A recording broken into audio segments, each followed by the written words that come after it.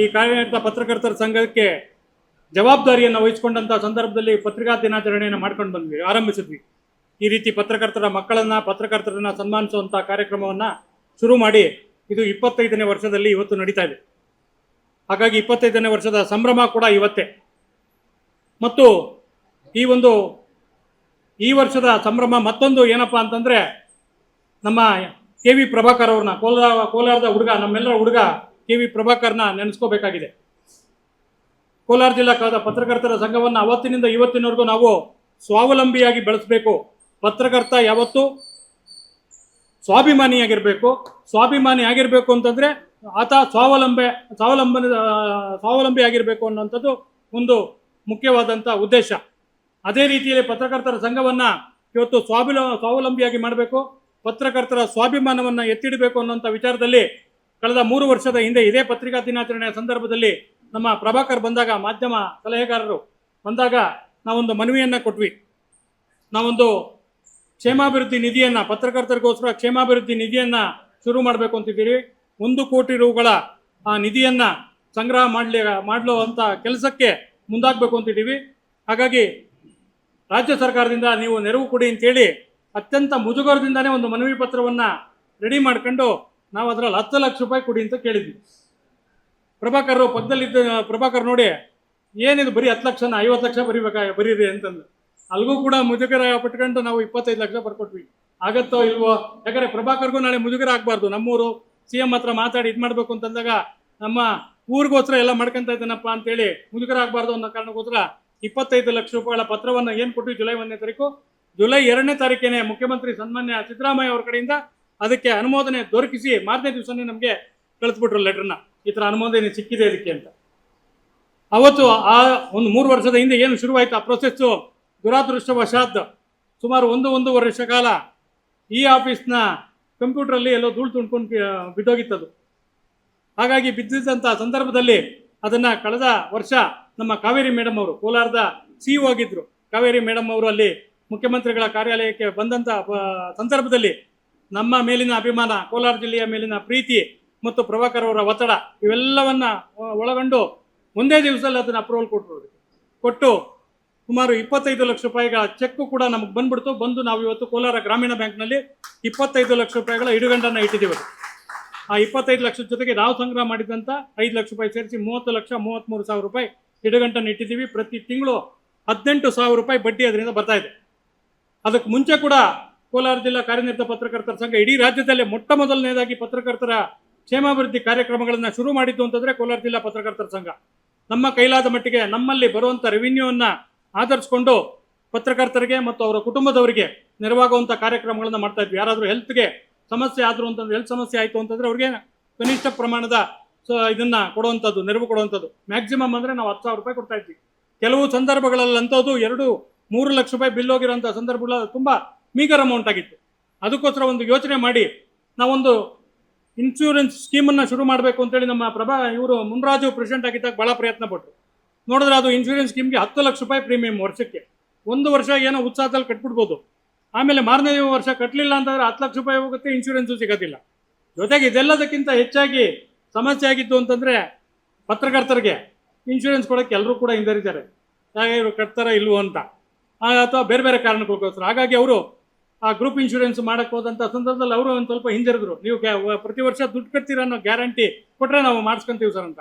ನಿಮ್ಮ ಸವಾಸನೆ ಬೇಡ ಅಂತ ಹೇಳ್ಬಿಟ್ಟು ನಾವೇ 1 ಕೋಟಿ ರೂಪಾಯಿಂದು ಇಡುಗಂಟನ್ನು ಒಂದು ಠೇವಣಿ ಡೆಪಾಸಿಟನ್ನು ಇಟ್ಕೊಂಡು ಅದರಲ್ಲೇ ನಾವು ಬಂದಂಥ ಬಡ್ಡಿಯಲ್ಲಿ ಅದನ್ನು ನಾವು ನಮ್ಮ ಪತ್ರಕರ್ತರಿಗೆ ಏನಾಗುತ್ತೋ ಅದನ್ನು ಒಂದು ಅಳಿಲ ಸೇವೆಯನ್ನು ಅಥವಾ ಸಹಕಾರವನ್ನು ಕೊಡ್ತೀವಿ ನಾವು ಅಂತೇಳಿ ಆ ಒಂದು ಪತ್ರಕರ್ತರ ಕ್ಷೇಮಾಭಿವೃದ್ಧಿಯನ್ನು ಶುರು ಮಾಡಿ ಇವತ್ತು 30 ಲಕ್ಷ ರೂಪಾಯಿ ಇಟ್ಟಿದ್ದೀವಿ. ಅದರಲ್ಲಿ 18,000 ರೂಪಾಯಿ ಪ್ರತಿ ತಿಂಗಳಿಗೂ ಬರ್ತಾ ಇದೆ. ಅದನ್ನು 1 ಕೋಟಿ ರೂಪಾಯಿ ಇವತ್ತೇ ಆಗಬೇಕು ಅಂತಿಲ್ಲ, ಇನ್ನು 10 ವರ್ಷಕ್ಕೆ ಆಗ್ಬೋದು, ಯಾವತ್ತಾದರೂ ಆಗ್ಬೋದು. ಅದಾದಾಗ ನಮ್ಮ ಪತ್ರಕರ್ತರಿಗೆ ಒಂದು ಧೈರ್ಯ ಬರುತ್ತೆ, ನಮ್ಮ ಸಂಘ ಇದೆ, ನಮಗೇನಾದರೂ ಆಪತ್ಕಾಲದಲ್ಲಿ ನಮ್ಮ ಸಂಘ ಇದೆ ಅಂತೇಳಿ ಆ ಧೈರ್ಯ ಬರುವಂಥ ನಿಟ್ಟಿನಲ್ಲಿ ಆ ಕ್ಷೇಮಾಭಿವೃದ್ಧಿ ನಿಧಿಯನ್ನು ಸ್ಥಾಪನೆ ಮಾಡಿದ್ವಿ.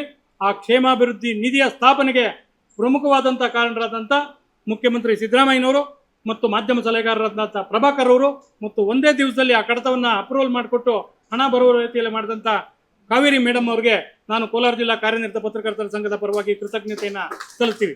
ಹಾಗಾಗಿ ನಮಗೆ ಇವತ್ತೊಂದು ಧೈರ್ಯ ಇದೆ, ಈ ಪತ್ರಿಕಾ ದಿನಾಚರಣೆ ದಿವಸ ಒಂದು ಧೈರ್ಯ ಇದೆ, ನಮ್ಮ ಹತ್ರನೂ ದುಡ್ಡಿದೆ, ನಮ್ಗೇನಾದರೂ ನಮ್ಮ ಪತ್ರಕರ್ತರಿಗೆ ಏನಾದರೂ ಸಮಸ್ಯೆ ಆಯಿತು ಅಂತಂದರೆ ನಾವು ಅವರ ನೆರವಿಗೆ ಹೋಗ್ಬೋದು ಅಂತ ನಮ್ಮ ಪತ್ರಕರ್ತರಿಗೂ ಕೂಡ ಒಂದು ಆತ್ಮವಿಶ್ವಾಸ ಇರುತ್ತೆ. ಎಲ್ಲೋ ಒಂದು ಕಡೆ ನಮ್ಮ ಸಂಘ ಎಷ್ಟು ಪ್ರಮಾಣದಲ್ಲಿ ಒಂದು ಕಷ್ಟ ಬಂದಂಥ ಸಂದರ್ಭದಲ್ಲಿ ಒಂದು ನಯಾ ಪೈಸೆ ಕೂಡ ಪ್ರಮುಖವಾಗಿರುವಂಥ ಸಂದರ್ಭದಲ್ಲಿ ನಮ್ಮ ಪತ್ರಕರ್ತರಿಗೆ ಅನುಕೂಲ ಮಾಡಿಕೊಡ್ತೀವಿ ಅನ್ನೋಂಥ ಒಂದು ಧೈರ್ಯ ನಮ್ಮ ಪತ್ರಕರ್ತರಿಗೆ ಆತ್ಮವಿಶ್ವಾಸವನ್ನು ತಂದುಕೊಟ್ಟಿದೆ.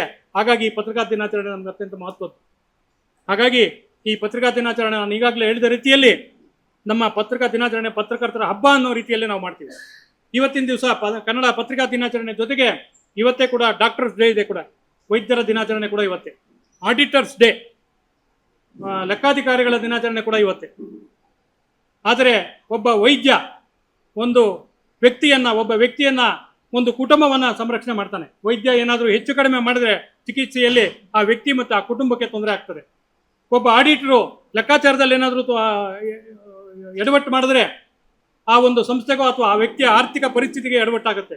ಆದರೆ ಪತ್ರಕರ್ತರು ಇವತ್ತು ಒಂದು ರೀತಿಯಲ್ಲಿ ಸಾಮಾಜಿಕ ವೈದ್ಯರಿದ್ದಾಗೆ ಮತ್ತು ಸಾಮಾಜಿಕ ಲೆಕ್ಕ ಪರಿಶೋಧಕರಿದ್ದ ರೀತಿಯಲ್ಲಿ ನಾವು ಪತ್ರಕರ್ತರು.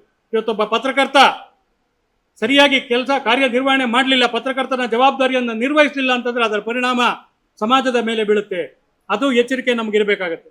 ಆ ಒಂದು ಎಚ್ಚರಿಕೆಯ ನಿಟ್ಟಿನಲ್ಲಿ ನಾವು 20-25 ವರ್ಷಗಳಿಂದ ಕೂಡ ಈ ಪತ್ರಕರ್ತರ ಸಂಘವನ್ನು ಸಮಾಜಮುಖಿಯಾಗಿ ಈ ಕೋಲಾರ ಜಿಲ್ಲೆಯ ಮೊದಲು ಅವಿಭಜಿತ ಕೋಲಾರ ಜಿಲ್ಲೆ ಏನಿತ್ತು, ಕೋಲಾರ ಚಿಕ್ಕಬಳ್ಳಾಪುರ ಜಿಲ್ಲೆಯ ಬೇಕು ಬೇಡಗಳಿಗೆ ಸ್ಪಂದಿಸುವ ನಿಟ್ಟಿನಲ್ಲಿ ನಾವು ಈ ಪತ್ರಕರ್ತರ ಸಂಘವನ್ನು ನಡೆಸ್ಕೊಂಡು ಬಂದಿದ್ದೀವಿ.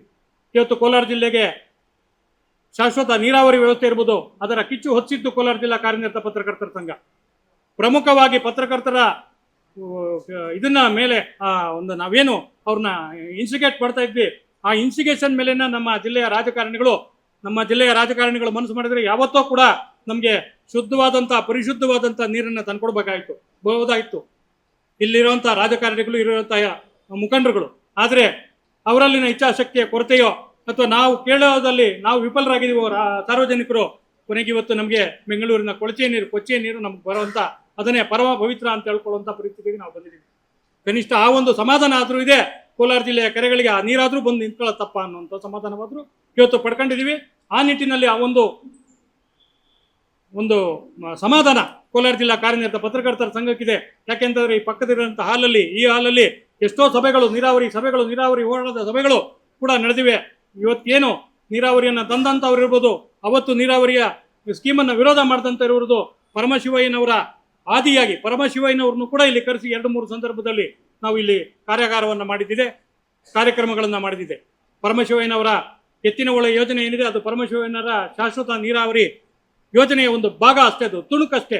ಅದನ್ನು ಇವತ್ತು ಎತ್ತಿನ ಹೊಳೆ ಸುಮಾರು 20 ವರ್ಷ ಆದರೂ ಕೂಡ ಇನ್ನೂ ನಮಗೆ ಆ ಕಣ್ಣೀರು ಕೂಡ, ಎತ್ತಿನ ಹೊಳೆಯ ಹನಿ ಕೂಡ ನಮಗೆ ಬರದೇ ಇರುವಂಥ ಸಂದರ್ಭದಲ್ಲಿ ಏನೋ ಒಂದು ನೀರು ಬರುವಂಥ ಒಂದು ನಿರೀಕ್ಷೆ ಹುಟ್ಟಿಸಿದೆ ಅಂತಂದರೆ ಅದು ಕೋಲಾರ ಜಿಲ್ಲಾ ಕಾರ್ಯನಿರತ ಪತ್ರಕರ್ತರ ಸಂಘದ ಹೆಗ್ಗಳಿಕೆ ಆಗಿದೆ. ಅದೇ ರೀತಿಯಲ್ಲಿ ಪತ್ರಕರ್ತರ ಕ್ಷೇಮಾಭಿವೃದ್ಧಿಗೋಸ್ಕರ ನಾವು ಪತ್ರಕರ್ತರ ದಿನಾಚರಣೆ ದಿವಸ ಈ ಕಾರ್ಯಕ್ರಮವನ್ನು ಮಾಡೋ ಮೂಲಕ ನಮ್ಮ ಪತ್ರಕರ್ತರಿಗೆ ಈಗಾಗಲೇ ಹೇಳಿದ ರೀತಿಯಲ್ಲಿ ಹಿರಿಯ ಪತ್ರಕರ್ತರು, ನಮ್ಮ ಪರಿಸ್ಥಿತಿ ಯಾವ ರೀತಿ ಇತ್ತು ಅಂತಂದರೆ ಕೋಲಾರದಲ್ಲಿ ಸುಮಾರು ಬೆರಳೆಣಿಕೆಯಷ್ಟು ಪತ್ರಕರ್ತರಿದ್ದರು, 5-6 ಜನ ಪತ್ರಕರ್ತರಿತ್ತು. ಅಂಥ ಸಂದರ್ಭದಲ್ಲಿ ಸಾಮಾರಂಗಪ್ಪನವರನ್ನು ನಾವು ನೆನೆಸ್ಕೋಬೇಕಾಗಿದೆ. ಪುರಸಭಾ ಅಧ್ಯಕ್ಷರಾಗಿದ್ದರು ಅವರು. ಈ ಕೆರೆಯ ಭಾಗ, ಇಲ್ಲಿ ಬಸ್ ಸ್ಟ್ಯಾಂಡ್ ಮಾಡ್ತಾ ಇದ್ದೀನಿ, ಗುಂಡೂರಾಯರ ಕಾಲ 78-79 ಇರಬೇಕು, ಗುಂಡೂರಾಯರಲ್ಲ ಅದಕ್ಕೆ ಹಿಂದಿಂದು ಬಸ್ ಸ್ಟ್ಯಾಂಡ್ ಮಾಡ್ತಾ ಇದ್ದೀನಿ, ನೀವು ಒಂದು ಸೈಟ್ ಹಾಕೊಂಡ್ರೆ ಅಪ್ಲೈ ಮಾಡ್ರಿ, ಒಂದು ಸೈಟ್ ಕೊಡ್ತೀನಿ ಅಂತೇಳಿ ಸಾಮಾರಂಗಪ್ಪನವರು ನಮ್ಮ ಹಿರಿಯರನ್ನ ಕರೆದು ಸೈಟ್ ತಗೊಳ್ಳಿ ಅಂತ ಹೇಳಿದಂಥ ಸಂದರ್ಭದಲ್ಲಿ 17,000 ರೂಪಾಯಿಗಳನ್ನ ಕಟ್ಟಲಿಕ್ಕೆ ನಮ್ಮ ಕೈಲಿ ಆಗದೇ ಇರುವಂಥ ಪರಿಸ್ಥಿತಿ ಇದ್ದಂಥ ಸಂದರ್ಭದಲ್ಲಿ ನಮ್ಮ ಪ್ರಾತಸ್ಮರಣೀಯರಾದಂಥ ಎಲ್ಲ ಹಿರಿಯರು ಕೂಡ ಕುಮಾರೇಶ್ವರ ನಾಟಕ ಮಂಡಳಿ ಚಿತ್ರದುರ್ಗ ಅವ್ರನ್ನ ಇಲ್ಲಿ ಒಂದು ನಾಟಕ ಪ್ರದರ್ಶನ ಎದುರುಗಡೆ ಪಾರ್ಕಲ್ಲಿ ಅವಾಗ ಪಾರ್ಕ್ ಇರಲಿಲ್ಲ, ಮಾಡ್ತಾ ಇದ್ದಂಥ ಸಂದರ್ಭದಲ್ಲಿ ಅವ್ರನ್ನ ಕೇಳಿಕೊಂಡು ನಮ್ಮ ಪ್ರಭಾಕರ್ ಅವರ ಆಸಕ್ತಿಯ ಫಲವಾಗಿ ಆ ಒಂದು ನಾಟಕ ಮಾಡಿ ಅವರು ಹೊಟ್ಟೆಪಾಡಿಗೋಸ್ಕರ ಏನು ಕಲಾವಿದರು ಬಂದಿದ್ರು ಅವರು ಒಂದು ಹೊತ್ತಿನ ಪ್ರದರ್ಶನ ನಮಗೋಸ್ಕರ ಮೀಸಲಿಟ್ಟು 17,000 ರೂಪಾಯಿನ ಕಲೆಕ್ಟ್ ಮಾಡಿ ಕೊಟ್ಟಾರಂತ ನಿಧಿಯ ಮೂಲಕ ಇವತ್ತು ನಮಗೆ ಜಮೀನು ಈ ಭೂಮಿ ಬಂದಿದೆ. ಹಾಗಾಗಿ ಕುಮಾರೇಶ್ವರ ನಾಟಕ ಮಂಡಳಿಯವರು ಇರ್ಬೋದು, ಅವತ್ತಿನ ದಿವಸ ನಮಗೆ ಕಷ್ಟಪಟ್ಟಂತ ಎಲ್ಲ ಹಿರಿಯ ಪತ್ರಕರ್ತರು ಇರ್ಬೋದು, ಅವರೆಲ್ಲರೂ ಕೂಡ ನಮ್ಮ ಪತ್ರಕರ್ತರಿಗೆ ಮತ್ತು ಪತ್ರಕರ್ತರ ಸಂಘಕ್ಕೆ ಪ್ರಾತಸ್ಮರಣೀಯರಾಗಿದ್ದಾರೆ. ಅಂತ ಹಿರಿಯ ಪತ್ರಕರ್ತರನ್ನ ನೆನೆಸ್ಕೊಳ್ಬೇಕು ಅಂತ ಹೇಳುವಂತ ನಿಟ್ಟಿನಲ್ಲಿ ಮತ್ತು ಆ ಪತ್ರಕರ್ತರ ಹಾದಿಯಲ್ಲಿ ಇವತ್ತು ಜಿ ನಾರಾಯಣ ಸ್ವಾಮಿಗಳಿರ್ಬೋದು, ಕೃಷ್ಣಸ್ವಾಮಿಗಳಿರ್ಬೋದು, ಆರ್ಮುಗಮ್ ಅವರಿರ್ಬೋದು, ಅವರೆಲ್ಲ ನೆಹರು ಅವರ ಕಾಲದಲ್ಲಿ ನೆಹರು ಅವರಿಗೆ ಒಡನಾಡಿಯಾಗಿ ಕೆಲಸ ಮಾಡಿದಂಥವ್ರು ಜಿ ನಾರಾಯಣ ಸ್ವಾಮಿಗಳು. ಯಾವುದೇ ಸಂದರ್ಭದಲ್ಲೂ ಕೂಡ ಕೆಚ್ಚೆದೆಯ ಪತ್ರಕರ್ತರು ಅನಿಸ್ಕೊಂಡಿದ್ದಂಥವ್ರು. ಅವರ ಹಾದಿಯಲ್ಲಿ ನಮ್ಮ ಪತ್ರಕರ್ತರು ನಡೀಲಿ ಮತ್ತು ಅವರನ್ನು ನೆನೆಸ್ಕೋಬೇಕು ಅನ್ನೋ ಕಾರಣಕ್ಕೋಸ್ಕರ ಈ ಒಂದು ಪತ್ರಿಕಾ ದಿನಾಚರಣೆಯ ದಿವಸ ನಮ್ಮ ಪತ್ರಕರ್ತರನ್ನ, ಕ್ರಿಯಾಶೀಲ ಪತ್ರಕರ್ತರನ್ನ ಗುರುತಿಸಿ ಅವರಿಗೆ ಅವರ ಹೆಸರಲ್ಲಿ ಪ್ರಶಸ್ತಿಯಾದ ನೀಡುವಂಥ ಕಾರ್ಯಕ್ರಮವನ್ನು ಕೂಡ ಆರಂಭಿಸಿದ್ವಿ. ಅದೇ ರೀತಿಯಲ್ಲಿ ನಮ್ಮ ಪತ್ರಕರ್ತರು ನಾವು ಒಂಥರ ಮನೆಗೆ ಮಾರಿ ಪರರಿಗೆ ಉಪಕಾರಿ ಇದ್ದಾಗೆ. ನಮ್ಮ ಮಕ್ಕಳು ಎಷ್ಟನೇ ಕ್ಲಾಸ್ ಓದ್ತಾ ಇದ್ದಾರೆ ಅನ್ನೋದೇ ನಮಗೆ ಗೊತ್ತಿರೋದಿಲ್ಲ. ನಮ್ಮ ಯಾರಾದರೂ ಕೇಳಿದ್ರೆ ಏನು ಮಾಡ್ತಾ ಇದ್ದಾರೆ ನಿಮ್ಮ ಮಕ್ಕಳು ಅಂತಂದರೆ ನಮ್ಮ ಮನೆಯವ್ರನ್ನ ಕೇಳಬೇಕಾಗ್ತದೆ, ಏನು ಓದ್ತಾ ಇದ್ದಾನೆ ಅಂತ, ಓದ್ತಾ ಇದ್ದಾಳೆ ಅಂತ. ಆ ಪರಿಸ್ಥಿತಿ. ಅಂಥ ಸಂದರ್ಭದಲ್ಲಿ ನಮ್ಮ ಮಕ್ಕಳನ್ನು ಒಂದು ಸಮಾಜದ ಮುಖ್ಯ ವಾಹಿನಿಗೆ ಕರ್ಕೊಂಬರುವಂಥ ನಿಟ್ಟಿನಲ್ಲಿ ನಮ್ಮ ಪತ್ರಕರ್ತರ ಕುಟುಂಬದವರು ಏನಿದ್ದಾರೆ ಅವರ ಪಾತ್ರ ಕೂಡ ಬಹಳ ಮುಖ್ಯವಾಗಿರ್ತದೆ. ಅವರ ಶ್ರಮದಿಂದಾಗಿ ಇವತ್ತು ನಮ್ಮ ಮಕ್ಕಳು ಡಿಸ್ಟಿಂಕ್ಷನ್ನಲ್ಲಿ ಎಷ್ಟು ಅಂದರೆ 99% ಡಿಸ್ಟಿಂಕ್ಷನ್ನಲ್ಲಿ ಪಾಸ್ ಆಗಿರುವಂಥ ಮಕ್ಕಳು ಕೂಡ ನಮ್ಮ ಪತ್ರಕರ್ತರ ಮಕ್ಕಳಿದ್ದಾರೆ ಅಂತಂದರೆ ಅದರ ಸಂಪೂರ್ಣ ಇದು ಕ್ರೆಡಿಟ್ ಯಾರಿಗೋಗುತ್ತೆ ಹೋಗುತ್ತೆ ಅಂತಂದರೆ ನಮ್ಮ ಪತ್ರಕರ್ತರ ಕುಟುಂಬದವ್ರಿಗೆ ಹೋಗುತ್ತೆ. ಆ ರೀತಿಯಲ್ಲಿ ಮಾಡಿರುವಂಥ ಪತ್ರಕರ್ತರ ಮಕ್ಕಳಿಗೆ ಇನ್ಸ್ಪಿರೇಷನ್ ಆಗಬೇಕು ಬೇರೆಯವ್ರಿಗೆ, ಮತ್ತು ಅವ್ರಿಗೆ ಪ್ರೋತ್ಸಾಹ ಕೊಡಬೇಕು ಅನ್ನೋಂಥ ನಿಟ್ಟಿನಲ್ಲಿ ಇವತ್ತು ಪತ್ರಿಕಾ ದಿನಾಚರಣೆ ದಿವಸ ಪತ್ರಕರ್ತರ ಮಕ್ಕಳಿಗೆ ಪುರಸ್ಕಾರವನ್ನು ಕೂಡ ನಾವು ಮಾಡ್ತಾ ಇದ್ದೀವಿ. 60%ಗಿಂತ ಜಾಸ್ತಿ ಬಂದಂಥ 100%ವರೆಗೂ ಇರುವಂಥವ್ರಿಗೆ ಕ್ಯಾಶ್ ಅವಾರ್ಡ್ಸನ್ನು ಸ್ಲ್ಯಾಬ್ ವೈಸು ಕ್ಯಾಶ್ ಅವಾರ್ಡ್ಸ್ ಕೊಡುವಂಥ ಒಂದು ಇದನ್ನು ಕೂಡ ನಾವು ಮಾಡ್ತಾ ಇದ್ದೀವಿ. ಈ ಎಲ್ಲ ಕಾರ್ಯಕ್ರಮಗಳನ್ನ ಈ ಪತ್ರಿಕಾ ದಿನಾಚರಣೆಯ ಸಂದರ್ಭದಲ್ಲಿ ನಾವು ಮಾಡ್ತಾ ಇರುವಂಥ ಸಂದರ್ಭದಲ್ಲಿ ಯಾವುದೇ ಕಾರಣಕ್ಕೂ ನಾವು ಈ ಪತ್ರಿಕಾ ದಿನಾಚರಣೆ ದಿಕ್ಕು ತಪ್ಪಬಾರ್ದು. ಒಂದು 3-4 ವರ್ಷದ ಹಿಂದೆ ಒಂದು ಕಾರ್ಯಕ್ರಮದಲ್ಲಿ ರಾಜಕಾರಣಿಗಳು ಬಂದು ಅವರವರ ಕಿತ್ತಾಟಕ್ಕೆ, ಅವರವರ ಸಮಸ್ಯೆಗಳಿಗೆ, ಅವರವರ ವೈಯಕ್ತಿಕ ತಿಕ್ಕಾಟಕ್ಕೆ ಇಲ್ಲಿ ನಮ್ಮ ಪತ್ರಕರ್ತರ ಸಂಘದ ಕಾರ್ಯಕ್ರಮವನ್ನು ಸ್ವಲ್ಪ ಅಸ್ತವ್ಯಸ್ತ ಮಾಡಿದ್ರು ಅನ್ನೋ ಕಾರಣಕ್ಕೋಸ್ಕರ ಅವತ್ತಿಂದ ಒಂದು ನಿರ್ಧಾರವನ್ನು ತೆಗೆದುಕೊಂಡ್ವಿ. ಯಾವುದೇ ರಾಜಕಾರಣಿಗಳನ್ನು ನಾವು ಪತ್ರಕರ್ತರ ಸಂಘಕ್ಕೆ ಕರೆಯುವುದು ಬೇಡ. ಈ ಕಾರ್ಯಕ್ರಮಕ್ಕೆ, ಪತ್ರಿಕಾ ದಿನಾಚರಣೆ ಕಾರ್ಯಕ್ರಮಕ್ಕೆ ಮುಕ್ತವಾಗಿ ನಾವು ಈ ಕಾರ್ಯಕ್ರಮವನ್ನು ಮಾಡಬೇಕು ಮತ್ತು ಮುಕ್ತವಾಗಿ ನಮ್ಮ ಮಕ್ಕಳಿಗೆ ಮತ್ತು ಪತ್ರಕರ್ತರಿಗೆ ಅನುಕೂಲ ಆಗಬೇಕು ಅನ್ನೋ ರೀತಿಯಲ್ಲಿ ಪ್ರತಿ ವರ್ಷ ಒಬ್ಬೊಬ್ಬ ಉಪನ್ಯಾಸಕರನ್ನ ಕರೆದು ವೃತ್ತಿಗೆ ಸಂಬಂಧಿಸಿದಂತೆ ಉಪನ್ಯಾಸವನ್ನು ಕೊಡಿಸುವಂಥ ಕಾರ್ಯಕ್ರಮವನ್ನು ಕೂಡ ಮಾಡ್ತಾ ಇದ್ದೀವಿ. ಈ ವರ್ಷದ ಕಾರ್ಯಕ್ರಮಕ್ಕೆ ನಾವು ಯೋಚನೆ ಮಾಡಿದಂಥ ಸಂದರ್ಭದಲ್ಲಿ, ನಾವೆಲ್ಲ ಪದಾಧಿಕಾರಿಗಳು ಕೂತ್ಕೊಂಡು ಯೋಚನೆ ಮಾಡಿದಂಥ ಸಂದರ್ಭದಲ್ಲಿ ನಮಗೆ ಪರ್ಮನೆಂಟ್ ಮುಖ್ಯ ಅತಿಥಿ ಅಂದರೆ ನಮ್ಮ ಪ್ರಭಾಕರ್, ನಮ್ಮೂರು ಹುಡುಗ, ನಮ್ಮ ಜೊತೆಲಿ ಬೆಳೆದಂಥ ಹುಡುಗ. ಆ ಪ್ರಭಾಕರ್ ನಮ್ಮೆಲ್ಲರಿಗೂ ಕೂಡ ಇನ್ಸ್ಪಿರೇಷನ್. ಬರುವಂಥ ಪತ್ರಕರ್ತರಿಗೆ, ಹಿಂದಿನ ಪತ್ರಕರ್ತರಿಗೆ, ನಮ್ಮ ಪೀಳಿಗೆಯ ಪತ್ರಕರ್ತರೆಲ್ಲರಿಗೂ ಕೂಡ ಇನ್ಸ್ಪಿರೇಷನ್ ಅವನು. ಹಾಗಾಗಿ ಪ್ರಭಾಕರ್ನ ಕರಿಬೇಕು ಅಂತೇಳಿ ಕರೆದ್ವಿ. ಆತ ಕೂಡ ಒಪ್ಕೊಂಡ. ಕೋಲಾರ ಅಂತಂದರೆ ಯಾವತ್ತೂ ಕೂಡ ಇಲ್ಲ ಅಂತ ಹೇಳೋದಿಲ್ಲ. ಆದರೆ ಇವತ್ತಿನ ಕಾರ್ಯಕ್ರಮ ಪತ್ರಕರ್ತರಿಗೆ ಪಾಸ್ ನೀಡುವಂಥ ಕಾರ್ಯಕ್ರಮಕ್ಕೆ ಚಾಲನೆ ನೀಡುವಂಥ ಕಾರ್ಯಕ್ರಮ ಮತ್ತು ಪತ್ರಕರ್ತರ ಆರೋಗ್ಯ ಸಂಜೀವಿನಿ ಕಾರ್ಯಕ್ರಮ ಇವತ್ತು ಸಾಯಂಕಾಲ ಅಂತ ನಿಗದಿಯಾಗಿತ್ತು. ಅದನ್ನು ಮುಖ್ಯಮಂತ್ರಿಗಳು ಇಲ್ಲ ಬೆಳಗ್ಗೆ 11 ಗಂಟೆಗೆ ಮಾಡಬೇಕು, ಸಾಯಂಕಾಲ ಬೇರೆ ಏನೋ ಎಂಗೇಜ್ಮೆಂಟ್ ಇದೆ ನನಗೆ ಅನ್ನೋ ಕಾರಣಕ್ಕೋಸ್ಕರ ಬೆಳಗ್ಗೆ ಆಗಿದ್ದ ಕಾರಣಕ್ಕೋಸ್ಕರ 3-4 ದಿವಸ ಹಿಂದೆ ಇಲ್ಲ ಬರೋಕ್ಕಾಗ್ತಾ ಇಲ್ಲ ನನಗೆ, ನಾನು ಇನ್ನೊಂದ್ಸರಿ ಬರ್ತೀನಿ ಅಂತೇಳಿ ಪ್ರಭಾಕರ್ ಹೇಳಿದ್ರು. ಆಮೇಲೆ ಇನ್ನೊಂದು ಪ್ರಭಾಕರ್ಗೂ ಗೊತ್ತು, ನಾವು ಯಾವತ್ತೂ ಕೂಡ 25 ವರ್ಷಗಳಲ್ಲಿ ಒಂದು ಸಾರಿ ಮಾತ್ರ, ಒಂದು ವರ್ಷ ಮಲ್ಲಿಕಾರ್ಜುನ ಖರ್ಗೆ ಅವರ ಡೇಟ್ ಸಿಕ್ಕಲಿಲ್ಲ ಅನ್ನೋ ಕಾರಣಕ್ಕೋಸ್ಕರ ಜುಲೈ 3ನೇ ತಾರೀಕು ಪತ್ರಿಕಾ ದಿನಾಚರಣೆ ಮಾಡಿದ್ದು ಬಿಟ್ಟರೆ ಪ್ರತಿ ವರ್ಷ ಜುಲೈ 1ರಂದೇ ಪತ್ರಿಕಾ ದಿನಾಚರಣೆ ಮಾಡೋಂಥ ಸಂಪ್ರದಾಯ ಇರೋದ್ರಿಂದ ಪ್ರಭಾಕರ್ ನೀವು ಮಾಡಿ ನನ್ನ ಅನುಪಸ್ಥಿತಿಯಲ್ಲಿ ಅಂತದ್ದು.